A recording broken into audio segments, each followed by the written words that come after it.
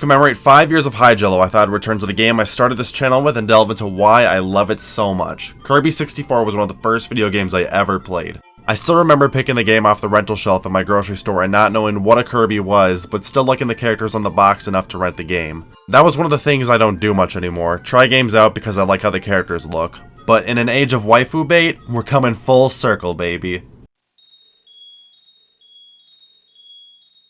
I'm so nostalgic for those first few notes of the opening cutscene. It's like my Megalovania. The music starts playing and I'm like, ah yeah. So the plot is pretty simple here, as all Kirby plots are. This planet, Ripple Star, is getting covered in the Big Black. So Queenie, or whatever her role is in this monarchy, tells her fairy friend Ribbon to take the crystal and eat off into the galaxy. The dark matter catches her and they break the crystal into shards that land on all the stars nearby, so it's up to Kirby to do literally all the work. What does the crystal do? I don't know, but Kirby's got 2 hours to burn, so why not help the mysterious fairy from another planet?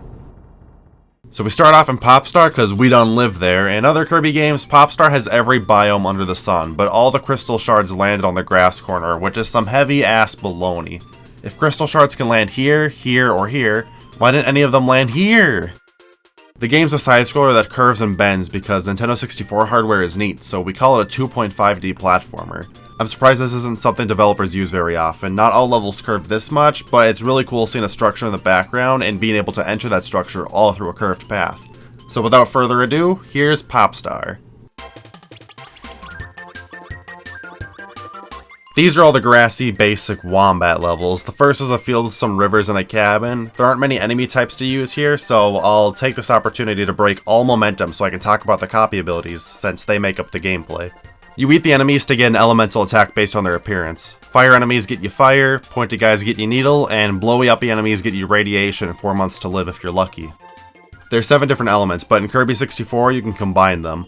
I love discovering what the combinations were. Rock and electric? Big ol' rock yo-yo. Bomb and cutter? Exploding shuriken. Electric and ice? Yeah. For every cool combination, there's one that's just doo-doo. And after learning all the combinations, the only really good one is the shuriken. It's like SSS tier, and the only reason I'll be caught dead with another power-up is because it's required to find a crystal. And can we talk about this shit? You expect me to believe that not only did the crystals on Popstar land exclusively in the grassy area, but you also expect me to believe that this crystal just landed floating in the corner of a ceiling in a cave locked behind an elemental wall? Bruh. So at the end of every level in Popstar, one of Kirby's friends finds a crystal, then they get ambushed like they dropped the soap and turn all evil, so we have to beat them up to turn them good again. These aren't amazing boss fights by any means. This was one of my first video games ever, so I struggled with them when I was 5, but as long as you keep trying to attack, you're probably going to win. And you have to appreciate that these fights have some care put into them, because most of the mid-bosses in this game are brain dead and incredibly easy to defeat. Of the main character boss fights, my favorite is Adeline, because it's a gauntlet boss and because it references all the Kirby games I didn't play. But I also like it because you can win by doing nothing. So once you beat up your friends, they start helping you out in later levels, and conveniently, the first time this happens is level 2. Waddle Dee is really hit or miss with how he helps, but he's got this minecart type minigame in 3 levels that's the highlight of each level it's in. I just wish there were more obstacles than gaps to jump across, and maybe enemies should hurt you instead of getting insta-killed when you run over them, but that would reduce the satisfaction of absolute manslaughter. I used to call Waddle Dee Kobe, since I thought he was Kirby's little brother or something. Now I use Kobe to name any and all pets I get my hands on. Like this rabbit. Adeline usually gives you a free item like a Maxim tomato or invincible candy, but sometimes she has these puzzles that were some of the toughest crystals for me to get. There's this one where the room is dark, so you need to light it up with the electric bomb ability, and another where the outlines of fruit are drawn and you need to figure out what colors they are. But the worst has got to be this. There's a nice picture of a top hat, maybe a DiGiorno, or an umbrella. Okay. What's the next room? Figured out Doofus. This was the only crystal I had to cheat to find the first time I beat the game. I kinda want to get a puzzle like this in another game so I can see if I'll figure it out on my own now that I'm older. And King Dedede closes out the allies, and he's almost as fun as Waddle Dee's segments, but I guess I'd say he plays like a worse Kirby, but the reason you use him is because his club can break open walls. There's not much to nitpick for these sections, but they all feel too claustrophobic. Oh yeah, and this is my favorite King Dedede design over the years. I'm okay with him being a goober nowadays, but back in 64, he was more grounded and stoic and awesome. So let's go back to the levels. Level 1. It's a pretty standard field level. I love the random checkerboard blocks hanging out in the background. This game is really good at picking aesthetics to complement the level's themes. except they're all stolen from Dreamland 3. A couple other notable examples are the shapes on the beach level, the crystals on the sky level, and the jigsaw patterns on the factory. It's a decent first level introducing the mid-bosses and the crystals, but it does a bad job showing the elemental blocks that hide the crystals behind them. There's 2 bomb enemies surrounding the block, but the game never explicitly tells you what to do with the obstacles. I thought the third level did a better job since you can see the crystal hiding behind the block you need to break, but I was thinking the green block meant it could be broken more than that I needed double cutter to break it. The second level is a forest. It's got every type of enemy here, so it's the most convenient place to try different combinations of abilities, and it's my go-to place to get a combination before I start a level. I loved running through the first area because for some reason you can jump underneath enemies and projectiles and not get hurt, so it's like Mario, but the coin blocks freeze in fear once you touch their no zones. And wrapping up the grassy levels is a castle. They ran out of ideas fast. It's King Dedede's castle, although my dumbass thought it was Peach's castle once I played Mario 64. I never made the connection that the penguin owned the place since he wears a beanie instead of a crown.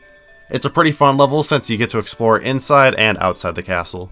And after that, we get our first boss. Like most Kirby games, you fight Wispy Woods at the end of the first world. The boss fights can be fun, but I'm iffy about saying that since the difficulty depends on if you use a copy ability or not. The bosses have pretty fat health bars compared to the mini bosses, and the first 5 bosses have 2 phases to each of them, so they were pretty challenging when I was little. But because you can use copy abilities, a lot of the challenge disappears since you can use something like a shuriken, which is super easy to spam. You still have to avoid getting hit, but you dramatically decrease the time you have to spend dodging when you use it. Before I discovered the shuriken's power, I was always relying on double stone since it's invincible and mobile. It wasn't until I fought Acro where I had to pick a new attack, and that's where I became a shuriken truther. So we kill Wispy and his kids and make our way to Rock Star, the desert-themed world, and once again each level is drastically different from the others. The first level is a traditional desert where you go into some ruins. I think it would be a really good level if they didn't shove this auto-scroll section in the middle. There's a grassy ruins level right after, but it feels much different from the previous level because of all the obstacles. There's a cave level right after, which is one of the more boring levels in the game, but at one point the path splits where you can go in the foreground or the background. I wish the game did this more than the one time because so many levels put enemies in the background as set pieces, and I always thought it was possible to reach them because of this level.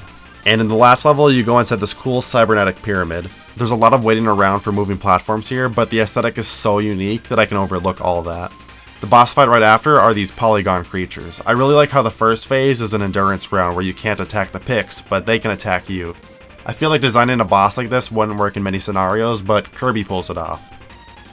I'm going to take a moment to talk about the cutscenes after each boss fight, since the one after Rock Star is one of my favorites. The cutscene after Pix shows the crew walking around the desert when Kirby starts hallucinating food, so Adeline draws some food for everyone to eat in one of their many picnics.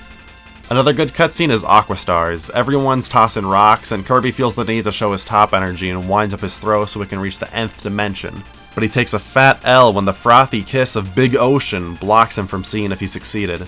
Alright, we got a lightning round these. Aqua Star, the water world. Surprisingly, there's one underwater level, and this one's pretty good. Kirby swims at a quick pace, and the level is full of currents, so there's a few fun sections you can blaze through while dodging obstacles. The land levels aren't bad, but have some flaws. The first level requires the snowman attack that's slow and clunky. The third level requires 2 combinations, which are thankfully both available in the level, but the third crystal was frustrating to get when I was younger. You need to get this power where you transform into different animals so you can reach this crystal at the top of a cavern, so it totally makes sense that the bird can fly up there, but no. You're supposed to climb up the wall with the hamster. Look, one of these is a fish that can't even swim. You expect me to think all these transformations are useful? The other level's pretty cool though.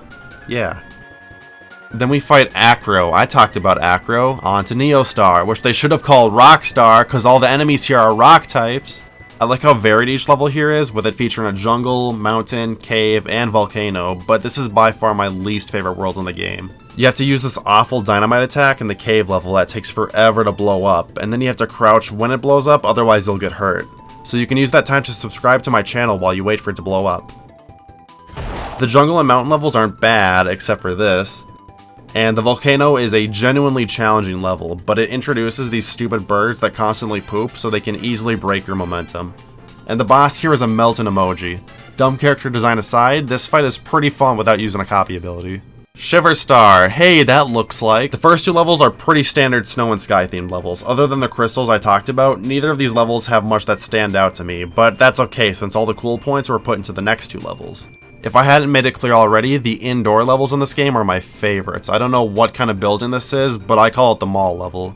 You just go from room to room and there's so much variety. I used to have dreams where my grocery store had these conveyor belts leading to a second floor that doesn't even exist. And in case that didn't convince you how much I love this level, I built it in Super Mario Maker 2. Check it out! And right after the mall is this underground robot factory that is probably the most iconic level in the game.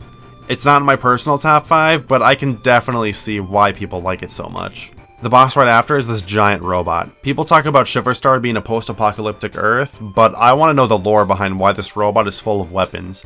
Missiles and lasers or whatever, but the scissors?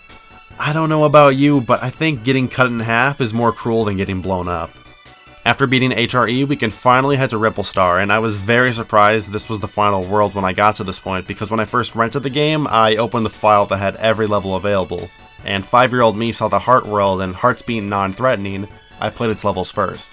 Just ignoring the 6 over here. What's more surprising is how easy these levels are. The first level is a reskin of the first level in Pop Star. I like to think there's some metaphorical reason behind them being the same instead of this being a product of the game being rushed, but I'll give this level credit since it's a better version of its clone. For some reason I've always liked the second level. I think it might have been the first level I ever beat, but I don't remember anymore. It has this spooky tone to it that I feel Kirby games rarely try to capture. The final level is an enemy gauntlet, but because every enemy has 1 HP, it's more of a sporting event than a massacre. It's really odd that the game ends with easy levels, that is, until you fight the boss of Ripple Star, Miracle Matter.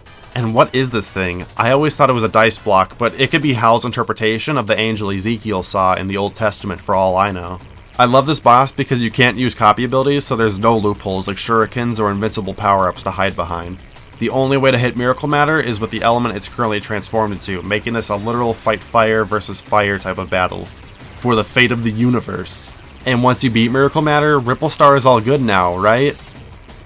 Bro, don't smile at me like that. So there's a true ending if you found every single crystal shard before fighting Miracle Matter, except there's one more demon standing in your way. Kirby games always do this shit where the entire game is all about being happy and eating stuff. Then at the end they knock your head against the table and you black out. And then when you wake up you're standing on the ceiling in a moist, below room temperature room where the walls are all covered in pictures of the same hyper-realistic creepypasta shadow creatures staring into your soul.